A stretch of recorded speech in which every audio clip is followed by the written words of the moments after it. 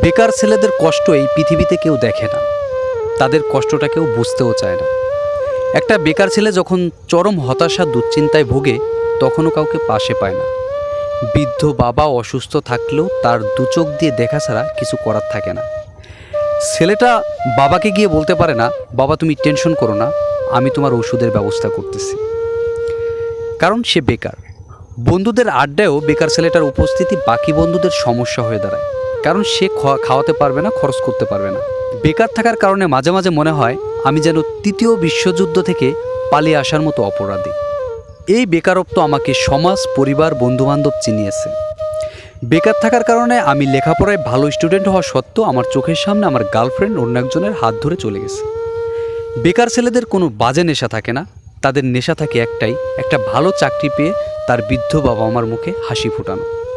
এরকমও দেখা যায় বেকার ছেলেটা একদিন চাকরি পেলেও এসে বলতে পারে না, বাবা আমি চাকরি পেয়েছি, কারণ ততদিনে তার বাবাও এই পৃথিবীতে আর থাকে না। এটাই হচ্ছে মূলত বেকার ছেলেদের সমস্যা। একদিন সব কিছু হয়, কিন্তু সুখ শান্তি তার বাবা মাকে সে দিতে পারে না।